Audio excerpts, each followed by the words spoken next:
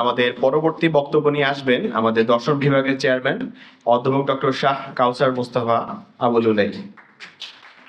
বিসমিল্লাহির রহমানির রহিম। নাহমাদুহু ওয়া নুসাল্লি আলা রাসূলিল কারীম ওয়া আলা আলিত তাইয়্যিবিনিত তাহিরিন ওয়া আসহাবিহি আজমাইন। আজকের এই অনুষ্ঠানের সম্মানিত সভাপতি, আমার অগ্রজ senior colleague professor doctor Hasanuzzaman Chowdhury, আজকের দুজন আলোচক ডক্টর ফাহমিদুর রহমান এবং ডক্টর সৈয়দা রাজিয়া সুলতানা, এখানে উপস্থিত সমাজের বিভিন্ন স্তরের সম্মানিত বুদ্ধিজীবী ব্যক্তিবর্গ এবং ছাত্রছাত্রীবৃন্দ, আসসালামু আলাইকুম ওয়া রাহমাতুল্লাহি ওয়া বারাকাতুহু। আমি আসলে প্রথম আলোচক ছিলাম না, হঠাৎই পরশু বোধহয় ফোন পেলাম যে আমার এক ছাত্র আমাকে অনুরোধ করলো যে স্যার আপনি তো আজকে দাওয়াতটার কার্ডটা হোয়াটসঅ্যাপে আজকে পৌঁছালো। আমি বললাম আমি তো তোমাদের আলোচক নয়। স্যার আপনি সম্মতি দিলে আলোচক আপনি। ঠিক আছে। ইকবাল যেহেতু আমার আগ্রহের বিষয়, ইকবাল পড়ায়ও আজকে প্রায় ৩৫ বছর যাবৎ, সুতরাং এমন না যে ইকবাল এখানে পড়ানো হয় না, হয় পড়ানো। তো আমাদের দর্শন বিভাগে ইকবাল পড়ানো হয়। তো সেই হিসেবে তার কিছু হক আদায় করার জন্যই আজকে উপস্থিত হলাম। ইকবালের কিন্তু ঢাকা বিশ্ববিদ্যালয়ে অ্যালাম নাই, সেটা জানা উচিত আপনাদের। 1936 সনে ডক্টর ইকবালকে ডিলিট দেয় ঢাকা বিশ্ববিদ্যালয়। দেখবেন যেটা বলতে লিস্ট আছে, যখন কনভোকেশনে যারা ডক্টরেট প্রাপ্ত তাদের লিস্ট আছে সেখানে 1936-এ।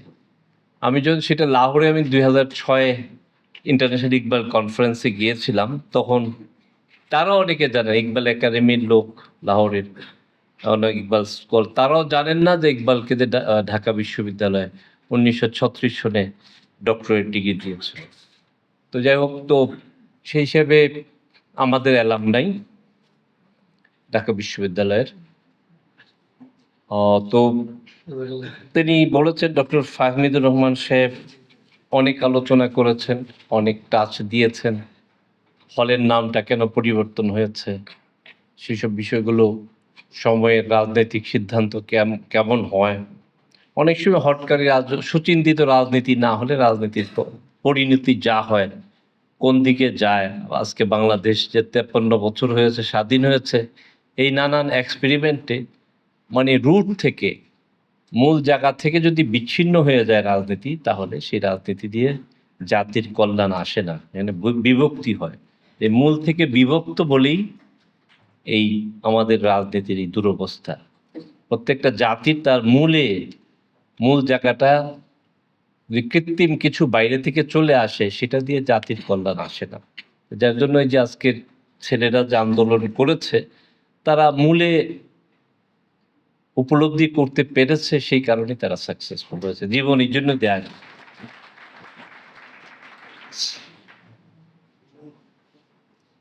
তো ইকবালের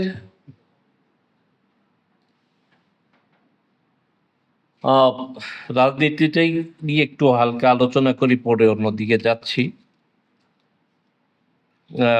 ডক্টর ফাহমিদ অনেক আলোচনা করেছেন, ব্যাকগ্রাউন্ড দিয়েছেন, তার কথা বলেছেন। তো সেই সময় রাজনীতির যে বিষয়টা ছিল, আমি বলেছিলাম হয়তো ঢাকা বিশ্ববিদ্যালয়ে 2009 বা 10 সনে উর্দু বিভাগ থেকে একটা প্রস্তাব গিয়েছিল ইকবালের নামে একটা সেন্টার, সেটা ফান্ডিং করবে বলে। হাসানুজ্জামান ভাই একাডেমিক কাউন্সিলে ছিলেন কিনা জানি না। সেখানে যে ইকবালের নাম শোনা হয়েছে, প্রস্তাবটাও ভালো হয় না। পাকিস্তানের কবি হিসেবে উর্দুর চেয়ারম্যান যে উপস্থাপন করলো, তা আমি আমার ছাত্র বলে আমি বকাই দিলাম যে তুমি এইভাবে তাকে উপস্থাপন করতো, পাকিস্তানের বহু জন্মের আগে ইকবাল। তার উপস্থাপনা দুর্বল ছিল। আমি স্যার, আমি আর বিট নার্ভাস ছিলাম। আমি বললাম, তুমি এভাবে উপস্থাপন করেছো, তাই পরিবেশটা তখন 2010 সনটা কেমন আপনারা জানেন। তো সেই পরিবেশে না ইকবালের নামই নেয়, অবস্থা খারাপ হয়ে গেছে একাডেমিক কাউন্সিলে। এখান থেকে ফ্যাকাল্টি থেকে আমরা পাঠিয়েছিলাম, আর্টস ফ্যাকাল্টি থেকে ইউনানিমাসলি পাঠিয়েছি। ইকবালের উর্দু ডিপার্টমেন্ট সেন্টার একটা হবে গবেষণা, তো যেখানে তো ভেহিমেন্ট অপোজিশন তা হলো না। তারপরেও সেখানে দাঁড়িয়ে আমি তো এইসব জিনিসগুলোকে ভয় পাই না ইতিহাস বলতে। তো আমি বললাম, ইকবাল তো আপনি 1936 সনে আপনার ডক্টরেট ডিগ্রি দিয়েছেন ইকবালকে, 1938 সনে ইনি মারা গিয়েছেন। He didn't come to oppose the creation of Bangladesh in 1971.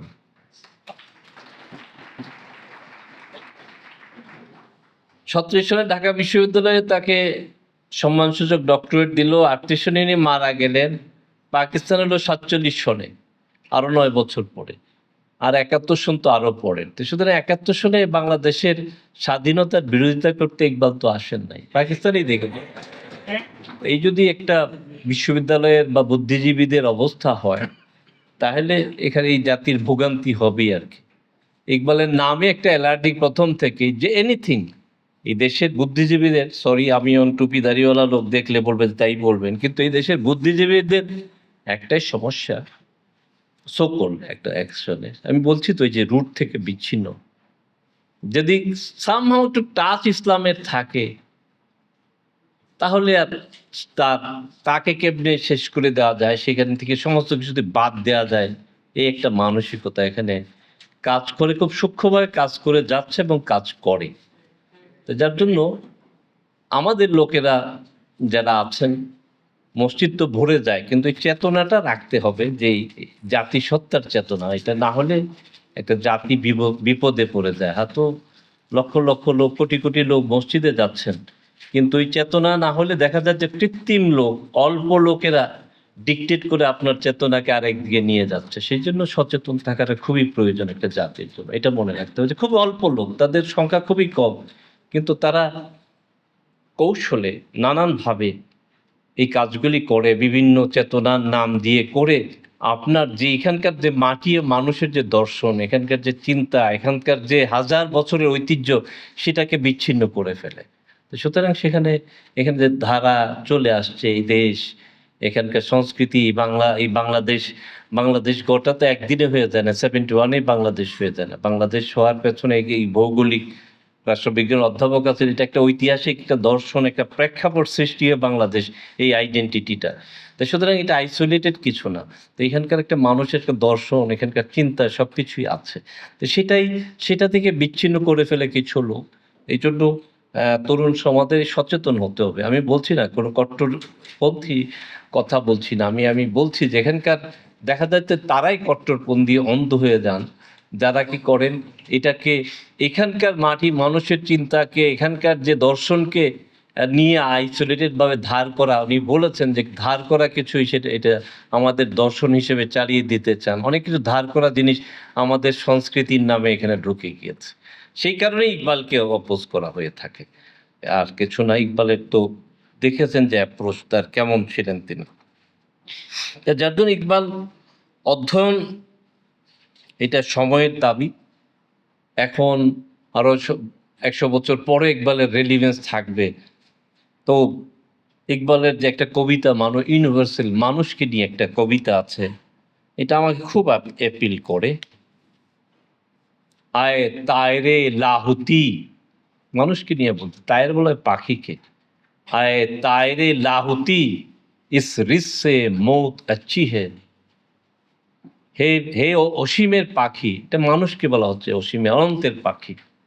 ইস রিসে মৌত আচ্ছি হে, যে এই রিজিকের চেয়ে, এই উপকরণ যে খাওয়া পড়া, এর চেয়ে মৃত্যু তো শ্রেয়।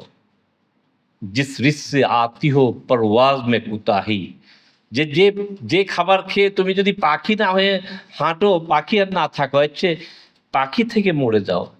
এই খাবার খেও না যে খাবারে তোমাকে পাখি আর রাখে না আর কি। এটা খুবই খুবই, যে মানুষ যদি তার এই ভোগ বিলাসে উপকরণে দেখা যাচ্ছে সে আর মানুষই থাকলো না, তার ইনসানিয়াত এইটা যেটা দিয়ে তার শ্রেষ্ঠত্ব, যেটার জন্য সে পাখি, তাইরে লাহতি বলছে, অসীমের পাখি, bird of the transcendental world, রু তো তাই, আমানত, আল্লাহ, ট্রাস্ট, এই কথাগুলি ইকবাল বলেছেন। তো সেগুলিরই এই সংক্ষিপ্ত রূপে, তো সেটাই আসলে যে মানুষ যে ইনসান, সে যে শ্রেষ্ঠ, তার যে শ্রেষ্ঠত্ব, সে is the vicegerent of Allah on earth, পৃথিবীতে আল্লাহর প্রতিনিধিত্ব করছে, এইটাই তো তার পরিচয়। এইটাকে আজকে বিক্রি করে দিচ্ছে, আজকে যে এই যে ব্যাংক লোট হচ্ছে, এই জন্যই হচ্ছে সে তার আত্মপরিচয় ভুলে গিয়েছে। সে লুণ্ঠন, তুমি তোমার সন্তান কয়েক জেনারেশন যেটা বসে খেতে পায়, বাংলাদেশের টাকা নিয়ে যাওয়া হচ্ছে বাইরে, কোটি কোটি ডলার, শত শত হাজার হাজার কোটি ডলার, লক্ষ লক্ষ কোটি ডলার নিয়ে দেওয়া হচ্ছে বাংলাদেশ থেকে। কি তার কি উপলব্ধি? সে ইনসান, সে মানুষ, সে হিউম্যান বিইং? নো, সে হিউম্যান বিইং না। সুতরাং সে তার আসল পরিচয় হারায় ফেলেছে, তার সন্তানকেও হিউম্যান বিইং বানাতে সে চাচ্ছে না। তো সুতরাং সে তো একটা pseudo man, she is not a human being, সে ছদ্ম মানুষ, সে আর মানুষ নাই। অবয়বে মানুষ আছে, সে মানুষ নাই, তার মর্যাদা সে ভুলে গিয়েছে, যে সে থাকবে কি অবস্থাতে মানুষের এখান থেকে। সুতরাং সেই ভোগ যে তার 10 জেনারেশন 5 জেনারেশন বসে বসে খাবে, এর জন্য তো টাকা বিদেশে নিয়ে বাড়ি করছে। তুমি তোমার ছেলেকে, সন্তানকে মানুষ বানাও, তাকে এই করো, সেটাই তো বড় সম্পদ। তাকে মানুষের মতো মানুষ বানাও, সেটাই তো সবচেয়ে বড় সম্পদ। তো মনুষ্যত্ব, এই বোধ, সেটাই এখানে ইন্ডিকেশন যে যে তুমি এইভাবে এই অসীমের পাখি। তো মানুষের এই যে অনন্ত, এই যে মর্যাদা, এই কথাগুলো আমাদের জানতে হবে, উপলব্ধি করতে হবে। আরেকটা কবিতা, তার যে অস্তিত্ববাদী দর্শন, এটার মধ্যে দিয়ে যাই হোক, তিনি কবিতাকে কেন বেছে নিয়েছিলেন সেটা নিয়ে একবার আমি আপনারা তো জানেন, আমার পিএইচডি আলিগড়ে 89-এ। তো তো আমার ওই সময় একটা ইন্টারন্যাশনাল কনফারেন্স হলো ইকবালের উপরে। কবিরা আসলেন, দার্শনিকরা আসলেন। কবিরা বলেন যে ইকবাল আগে কবি, পরে দার্শনিক, আর দার্শনিকরা বলেন যে আগে দার্শনিক পরে কবি। দুই পক্ষের তো হতেই থাকে আর। তো আসলেন অনেকেই, নাম সারা দুনিয়া থেকেই কবিরা আসলেন, এবং সেখানে অসুবিধা নেই। আলিগড়ে একটা হলের নামও আছে, ইকবাল হল। ইন্ডিয়াতে থাকতে পারে, বাংলাদেশে নিষিদ্ধ হয়ে আছে। এগুলি হলো তো সেখানে যাই হোক, পরে আলোচনার মধ্যে এটি আসলো আর কি, কবিরা মানতে চান না, কিন্তু আসলো যে ইকবাল তো আসলে চেয়েছিলেন, এই কবিতাটা ছিল তখন পপুলার মাধ্যম। এখনো কবিদের যত চিনে, আমাদের এত চিনে না। কবিদের কবিতা দেখা যায় বেশি চিনে মানুষ। তো তখন তো কবিতা ছিল অত্যন্ত জনপ্রিয় মাধ্যম। তো সুতরাং তিনি যে বক্তব্যটা, মেসেজটা দিতে চেয়েছিলেন বা দর্শন দিতে চেয়েছিলেন, কবিতাকে বেছে নিলেন। রিকনস্ট্রাকশন যদি এরকম বই লিখতেন, যেটা তিনি বললেন, the reconstruction of religious thought in Islam বা the development of metaphysics in Persia, ওইগুলি পাঠক অতটা, যত কবিতার পাঠক যত বেশি, সেই জন্য কবিদের। সুতরাং কবিতাকে তিনি তার আসলে কবিতার জন্য কবিতা তিনি লেখেন নাই, তিনি লিখেছেন তার যে দর্শন বা তার যে বক্তব্য, তিনি যে বাণী পৌঁছাতে চান, সেটা কবিতার মাধ্যমে তিনি চেয়েছেন। উর্দুতে লিখেছেন, ফার্সিতে লিখেছেন, ম্যাচুর কালামগুলো ফার্সিতে। তা ইকবাল নিয়ে আরেকটা মজার ব্যাপার আছে, কিছু বলি আর কি। আমি আলিগড়ে থাকতেই শুনলাম, লখনৌতে প্রথম উর্দুতে কবিতা লিখছেন, ওনার মাতৃভাষা পাঞ্জাবিতে লিখেছেন। তো লখনৌতে মুশায়রা হয়, আপনারা জানেন যে কবিদের সম্মেলন, এগুলি ইন্ডিয়াতে খুব পপুলার, আমি অনেক অ্যাটেন্ড করেছি। তো লখনৌতে কবিতা পড়ে, এখানে তো ইকবালের তো মাতৃভাষা উর্দু না, উর্দু স্পিকিং লখনৌর উর্দু আপনারা বুঝেন কেমন ইন্টারেস্টিং। তো ইকবাল, একটু মজার জন্য এই কথাটা বলছি আমি। তো ইকবাল বিনয়ের সাথে বললেন আর কি, যে আপনারা তো আহলে জবান, আপনাদের মাতৃভাষা উর্দু, আমি তো আপনাদের সামনে উপস্থাপন করলাম একটা কবিতা, কেমন হলো? কিন্তু এই যে উর্দু কবিরা এরকমই, যাদের অহংকার অনেক বেশি থাকে কবিদের, বা তাদের মাতৃভাষা যেহেতু, মাত্র ইকবাল আছে, আপনি কি জবান মে পড়া, এই তো হাম সমঝে নেই, মানে আপনি কোন ভাষায় কবিতা পড়েছেন, মানে অপমান কাকে বলে, ওইভাবে বলার জন্য যে আপনার ভাষাটাই তো বুঝি না, এটা উর্দু হয় না, এইরকম আর কি ভাব। যে কোন ভাষায়, যাই হোক সে ইকবাল পড়ে তো সবারই গর্ব কুলিয়াতে ইকবাল। তা যাই হোক, তো এরকম মজার ঘটনাগুলি এখানে আছে। আলিগড়ে শুনেছিলাম, আলিগড় ইউনিভার্সিটির তে উনি professor post advertisement of philosophy, Iqbal চাইলেন আসবেন। এর মধ্যে আরেকজন প্রফেসর যিনি হবেন এখানকার ছিলেন লিডার, যাই হোক তিনি তিনি মুসলিম সবাই, তিনি ভাইস চ্যান্সেলরকে বললেন যে এটা কেমন, উনি আসলে কেমন হয়। উনিও সবাই এইরকমই আর কি। তা আমাকে আফসোস করে একজন বলছিলেন যে ইকবাল আসলে ডিপার্টমেন্টটা কেমন হইতো। তো পরে ভাইস চ্যান্সেলর সাহেব বললেন যে আপনি এত বড় মাপের মানুষ, এখানে এসে কনফাইন হয়ে যাবেন কেন? তো আপনি এখানের মধ্যে আবদ্ধ হয়ে যাবেন কেন? আপনি তো সারা দুনিয়া ব্যাপী বিচরণ করবেন। যার জন্য ইকবালও বুঝে গেলেন যে আমাকে একটু ভদ্রভাবে ডিসকারেজ করা হচ্ছে, তিনি আর অ্যাপ্লাই করলেন না। তো যাই হোক, এগুলি তো হয় জায়গায় জায়গায়। জেলাসিতে আজকে কয় মিনিট হয়েছে আমার? বললাম তো 25 মিনিট নাকি? 25 মিনিট হয়েছে? 20 কয় মিনিট হয়েছে? 20 মিনিট হয়ে গেছে। আরে আল্লাহ। তো যাক, তো যাই হোক,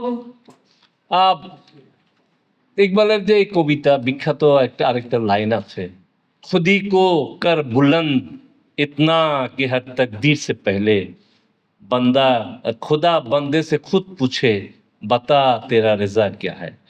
এটা তার বিখ্যাত যে তুমি তোমার খুদিকে এত উন্নততর করো যে খোদা নিজেই জিজ্ঞেস করে যে তুই কি চাস, সেটাই তো, আর তুমি যেটা চাও সেটাই হয়ে যাবে সেটার মধ্যে দিয়ে। যে তোমার যেটা আবার আসলো, উনি আবার বললেন যে জবাবের শিকোয়াতে আছে একই, এই যে এর মধ্যে দিয়েই, যেটার মধ্যে বলতেন কি মোহাম্মদ সে ওফা তোনে হাম তেরে হ্যাঁ, এ দুনিয়া চিজ হে কিয়া লোহ কলম তেরে হ্যাঁ। যে তো সুতরাং যে কি, যে রসুলকে ভালোবেসে মানে ওফাদারি করেছে, নকশে কদমে চলেছে, এই কথাটাকে ইকবালের, এটা ইকবালের না, এটা কোরআনের কথা। কুলিন কুনতু হিব্বুনাল্লাহ ফাত্তাবিউনি ইউহিব্বুকুমুল্লাহ। তো সুতরাং এটা ইকবালের নিজের কথা, এটা পুরোপুরি কোরআন শরীফের কথা, যে তুমি যদি চাও আল্লাহ তোমাকে ভালোবাসে মর্যাদা, তাহলে আমার তাবেদারি করো, অনুসরণ করো, সেটারই এই ওফাদারি। সুতরাং এটা সম্পূর্ণ কোরআনেরই কথা। তো যার জন্য যাই হোক, সেগুলি বুঝতে গেলে বড় ব্যক্তিদের, যাই হোক আমার টাইম তো শেষ হয়ে গিয়েছে, আর কিভাবে যে কথা বলবো সময়, যাই হোক আমরা পড়াই, তোমরা আসবে, বক্তৃতা আরও হবে, আরও সেমিনার হবে, সেখানের মধ্যে দিয়ে আসবে। যে আসলো, এই নিয়ে আসলো ইজিপ্ট নিয়ে, আর টার্কিতে যখন আসলো মুস্তাফা কামাল আসলো, আমাদের নজরুল ইসলাম লিখেছেন কামাল, আমরাও পড়েছি কামাল তুনে কামাল কিয়া ভাই, তাই না? এখন মানে মুস্তাফা কামাল মনে করলো যে সেকুলারিজম ছাড়া উন্নতি হওয়া যাবে না। এটাই তো আমাদের কনসেপ্ট, যে রিলিজিয়াস ভ্যালুস থাকলে এটা প্রতিবন্ধক, রিলিজিয়ান থাকলে এটা প্রতিবন্ধক। ঠিক না, এটা ঠিক না। আমেরিকায় যে ট্রাম্প ওথ নিবে, কি করতে হবে? বাইবেল ছুঁয়ে ওথ নিতে হবে প্রেসিডেন্টের। আমাদের দেশে এসে সব তালিম দেওয়া হচ্ছে। ওই যদি এই কোরআন শরীফ নিয়ে ওথ নিত, তাহলে এত ছুরি টুরি বোধহয় করতো না আর কি। একটু হয়তো বউরা অন্তত বলতো, আমি মজা করে বলি যে বউরা বলতো যে না, আমার অকল্যাণ হবে, তুমি চুরি টুরি কিন্তু করো না। মহিলারা তো একটু বেশি মানে, অন্তত কোরআন শরীফ। হ্যাঁ, আমেরিকার প্রেসিডেন্ট যে ওথ বাইবেল ধরে ট্রাম্পেরও নিতে হবে, বাইডেন নিয়েছে, সবাই তো আপনার দেখেনি এখন। তাই ওইখানে নেওয়া যাবে। আমাকে বলেছিল আমেরিকা একবার, ওয়াশিংটন ইউনিভার্সিটি, যে তোমাদের দেশে রিলিজিয়ান, আমি তোমাদের দেশে তো রিলিজিয়ান আরো বেশি, তোমাদের তো ওথ নিতে হয়, আমাদের তো সশ্রদ্ধ চিত্তে শপথ গ্রহণ করেছে, এটার কোনো ভ্যালুই নাই। কিসের সশ্রদ্ধ? সারাদিন মিথ্যা কথা বলছে, ওয়াদা করে শপথ নেয়, এর কোনো ভ্যালু নাই, এর অ্যাকাউন্টেবিলিটি নাই কারো কাছে। কোথায় সশ্রদ্ধ? সবাই তো নিচে নিয়ে গভর্নমেন্টের ওথ নিচ্ছে, বিচারপতিরা নিয়ে অন্যায় করছে, ঘুষ খাচ্ছে, দুর্নীতি করছে, প্রধানমন্ত্রী করছে, প্রেসিডেন্ট করছে, সবাই তো ভায়োলেট করছে ওথ। হ্যাঁ, every individual is a violator of oath, তাই না? তাইলে যদি এখানে যদি ওই সেন্স থাকতো, সেখানে কাজ করতো। হ্যাঁ, মুসলমানরা কোরআন শরীফ ধরে করুক, হিন্দু ধর্ম, অন্য ধর্মেরা তার গীতা করে করুক, সে সংশোধন হবে। তো সেখানে তো সেটার মধ্যে দেখা যাচ্ছে। সুতরাং এই কাজটা যে করা হলো, মুস্তাফা কামাল চাইলেন সেটা, এই ইকবাল একটা কথা বলেছিলেন, জানিছিলেন তো যে মুস্তাফায়ে মান মুস্তাফায়ে ফেরাউন আছে, এই যে আমাদের এই মুস্তাফা মানে মুস্তাফা কামাল, মুস্তাফা আমাদের সিলেক্টেড, যেটা হলো ফেরাউনের মুস্তাফা, এটা আল্লাহর মুস্তাফা না, আল্লাহর মুস্তাফা হলো ফেরাউনের মুস্তাফা হলো মুস্তাফা কামাল। এটাই তো প্রমাণিত হয়েছে। এতদিন যে সেকুলার কি হলো, এত আসলো যখন, এরা এসে তো উন্নতি করলে কিছু করেছে এর দোকান, তো সেখানে তার তো রিলিজিয়াস ভ্যালুতে তো উন্নয়নে বাধা হয় না। এটা দেখানো হয় যে না, উন্নয়ন হবে না সেকুলারিজম না আসলে বা রিলিজিয়নকে বাদ না দিলে। যে যাই হোক, আর সময় তো আর অনেক হয়ে গিয়েছে, আর আমি তাসাউফের কথা আসলো, যেহেতু তাসাউফে আমার আগ্রহ, তো তাসাউফে তিনি ছিলেন, মরমি ছিলেন। তার যে reconstruction, the reconstruction of religious thought in Islam, first চ্যাপ্টারতে নলেজ অ্যান্ড রিলিজিয়াস এক্সপিরিয়েন্স আমরা পড়াই, আমাদের কন্টেম্পোরারি মুসলিম থটে পড়াই, এমফিলেও পড়াই ইকবালকে। তো সেখানে তিনি প্যাসিভিজম, যেটা সুফিজমের প্যাসিভ, যে খানকার কনফাইন হয়ে যাবে, জগৎ থেকে বিচ্ছিন্ন, সেটা তিনি চান। তো সে বলছেন যে এটা সারা দুনিয়াতেই খানকা আল্লাহর জায়গা, সব জায়গার মধ্যে আধ্যাত্মিক যে সেটারে তিনি আধ্যাত্মিকভাবে বিশ্বাস তো করতেন চরমভাবে, এবং সেটা তিনি চেয়েছেন একটা সমন্বয় এবং সায়েন্স নিয়ে। এখানে তার একটা বিখ্যাত উক্তি আছে, এই জন্য যেহেতু সায়েন্সের যোগ, তিনি অত্যন্ত গুরুত্বপূর্ণ একটা কথা বলেছেন যে গ্রিক দর্শন অধ্যয়ন করে মুসলমানরা যে কোরআনের মূল স্পিরিট থেকে গ্রিক দর্শনের আলোকে ডিডাকটিভ রিজনিং, অবরো পদ্ধতি অবলম্বন করে, গ্রিক দর্শনের যেটা ছিল সেটা অবলম্বন করে তারা কি করেছে, গ্রিক দর্শনের আলোকে কোরআনকে পড়েছে, যেটা হলো ডিডাকটিভ। কিন্তু কোরআনের অ্যাপ্রোচ হলো এম্পেরিক্যাল, ইন্ডাকটিভ। সেই জন্য তিনি একটা কথা বলেছেন, the Quran for the first time laid the foundation of scientific induction. Iqbal বলছেন যে কোরআন সর্বপ্রথম বৈজ্ঞানিক আরোহের ভিত্তি, যে সায়েন্সের যে অবজারভেশন অ্যান্ড এক্সপেরিমেন্টাল মেথড। তো সুতরাং science and religion, science and মিস্টিসিজমে কোনো কনফ্লিক্ট নাই, দুইটার মধ্যে এটা একটা চমৎকার সমন্বয় তিনি করে গিয়েছেন। আমার আর সময় নেওয়া উচিত হবে না। তো যাই হোক, কথা আমাদের থাকলো, শেষ কথা বলি মুসলমানদের আজকে দুরবস্থা নিয়ে। আজকে তিনি যদি মুসলমানদের জন্য ভাইবে থাকেন, এটা তো অপরাধ কিছু না, প্রত্যেকে তার কমিউনিটি নিয়ে ভাবতে পারে। আজকে যদি সেটার মধ্যে দিয়ে কিন্তু অন্যদের প্রতি কি তিনি বিদ্বেষ করেছেন? তিনি তো সাম্প্রদায়িক ছিলেন না, তিনি তো অসাম্প্রদায়িক ছিলেন। তার কমিউনিটি নিয়ে ভেবেছেন, স্যার সৈয়দ তার কমিউনিটি নিয়ে ভেবেছেন, মোহামেডান অ্যাংলো ওরিয়েন্টাল করেছেন, সবাই তো তার কমিউনিটি নিয়ে ভাবে। ব্যাকওয়ার্ড থাকলে সেটা তো সে তো ইউনিভার্সাল। সেটার মধ্যে কি বলেছেন মুসলমানদের জন্য, ইকবাল যে পাকিস্তানের ড্রিম দেখেছেন বা মুসলিম একটা আবাস, সে পাকিস্তান তো আর ওই ইকবালের আদর্শে নাই, বা জিন্না সাহেবের আদর্শে ওই পাকিস্তান নাই। সেটা ছিল না বলেই তো এত কনফ্লিক্ট, এত এখনো ব্যাকওয়ার্ড। সুতরাং আমরা তো করি, ফাউন্ডাররা যা করে এর থেকে আমরা দূরে থাকি। তা আমি ওইটা দিয়েই বলবো, ইকবালের সেই আমাদের মুসলিম কমিউনিটির জন্য বিশ্বময় আমাদের মধ্যে যে ক্রাইসিস, এই যে ফেরাউন আসলো, মির্জাফরের বিক্রি হয়ে যায় আমরা, তো এইটার জন্য তিনি বলেছেন, সবাক ফির সে পর সদাকত কা, আদালত কা, শুজাআত কা, কাম লিয়ে জায়গা তুসে ফির দুনিয়া কা ইমামত কা। আবার সবক পড়ো, সবচেয়ে ন্যায়ের, আদালতের এবং সৎ সাহস লাগবে, যেটা তোমরা দেখিয়েছো, সৎ জীবন দিয়েছো, এটা সাহস লাগবে কেন? আবার তোমার কাছ থেকে সারা দুনিয়ার নেতৃত্ব তোমার কাছে চলে আসবে, তোমরা কামিয়াব হও। আমরা তো তোমাদের পেছে আছি। সবাইকে ধন্যবাদ। আসসালামু আলাইকুম।